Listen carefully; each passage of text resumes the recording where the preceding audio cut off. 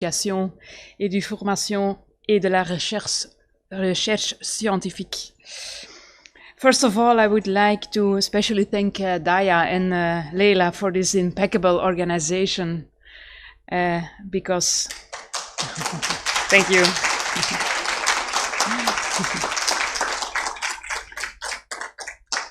They work together closely to make a good program and to warmly welcome us in this beautiful country. It's my job to take a little look back to yesterday. But before I start, I would like to mention that a lot of us have to catch a plane later on this day, so we have to. I will be a little bit strict in the timekeeping, and I will be helped by Jean-François today because he has a benefit himself because he has to catch a plane.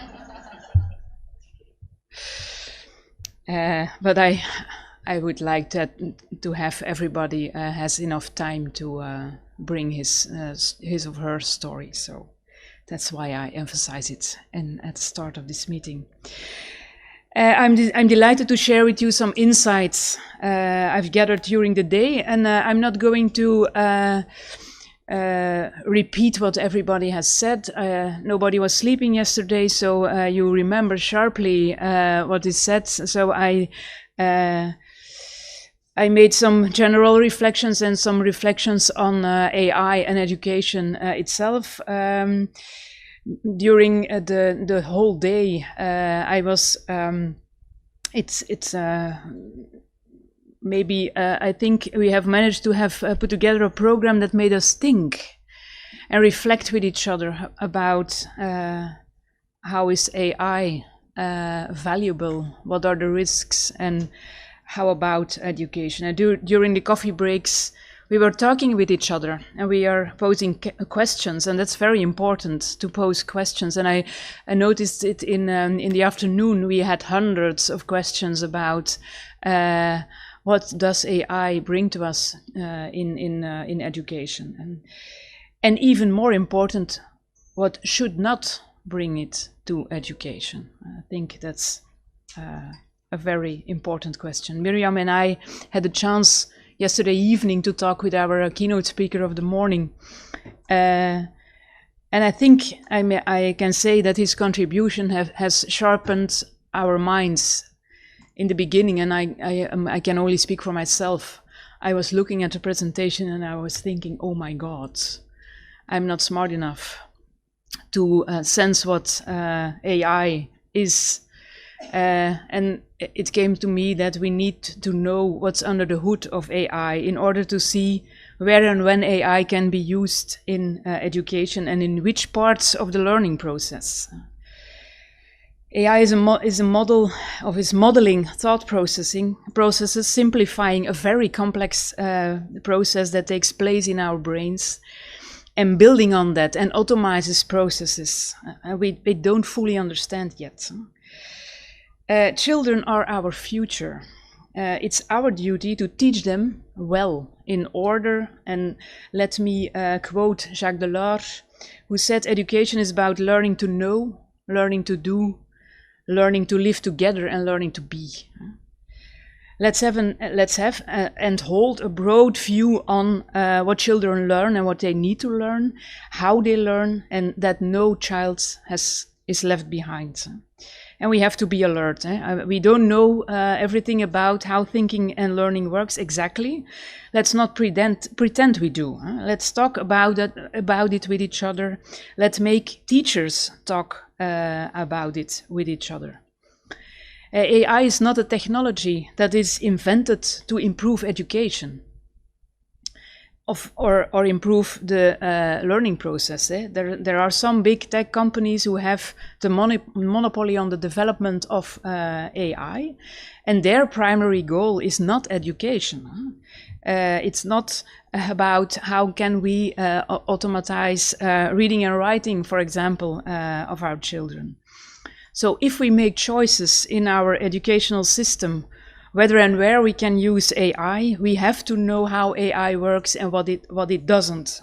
It's very important. Our members who did a lot of advisory work on this topic have emphasized this aspect yesterday. How can we balance that to our observation? And that's what Jean-François mentioned, that educational systems tend to evolve slowly, never spectacular. Every country around this table here knows how slow big reforms go.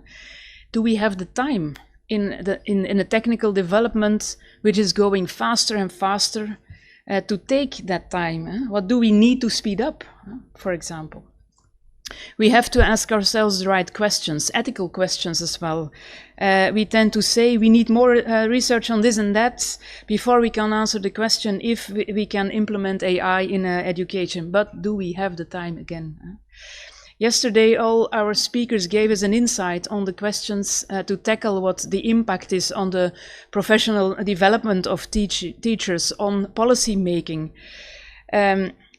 And I learned yesterday, observing the projects on AI in the Polytechnical University, not a single one was developed on education. It's a strong partnerships between business, economic companies and academic research, and no doubt we need that development. But it's a little naive and maybe even dangerous to blindly implement applications that are not made for education. So we have to be careful. And another aspect linked to that, the labor market is eager to a workforce with extended digital skills and tend to ask an educational system that's highly trained pupils into these new skills. Also, that is a danger. As I mentioned before, education has not only to prepare children to work.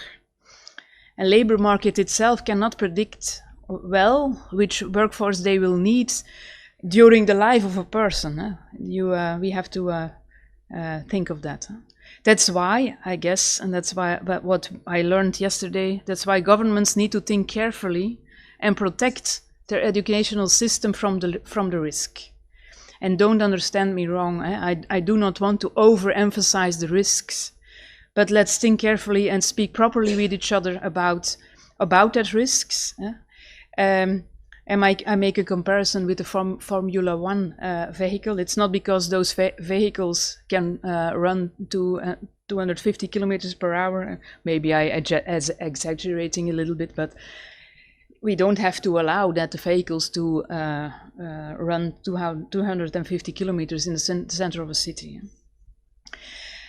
I spoke about what we need to know about AI before we can talk about AI can make a difference in education, but we need an extended insight in the different functions on what AI can model, but that requires an extended insight in how education and learning works. The question is, if we could automate several more boring aspects of teaching, it was a question brought up yesterday. Maybe teachers could spend more time with their pupils on higher order development. How wonderful would that be? But we do need a system as well that closely monitors what we are doing and what the effects are on the learning of our children. For example, if we make an AI-based method on reading or mathematics that modifies the exercises to the level what a certain child is able to learn, is it still learning enough? When decides the system to lower the level of the exercises? What is the effect of projecting the scores of exercises on the wall, on motivation of pupils? What about their motivation to succeed complex tasks? If you don't learn to ride a bike without falling. Without failing, without falling in this case. What is the effect of, I only ask questions, I don't have the answers. What is the effect of permanent positive feedback on the ability of dealing with frustration, dealing with disappointment? In the long term, in real life, there is a strong demand on interpersonal competences. You can't learn empathy from a robot. Yet. We are all educational councils here together. Our core business is initiating it was late yesterday. Participative process. I will slow down. Participative processes around relevant topics. I think AI is such a relevant topic. All presentations have proved that aspect and will prove it today. So let's do what's needed.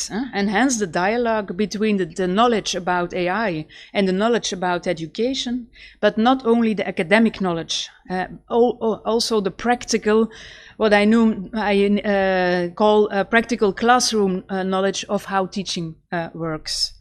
And let's inspire our governments to protect the educational system against the risk that AI have without losing the opportunities of AI to make a better society and improve the learning capacity of our future generation.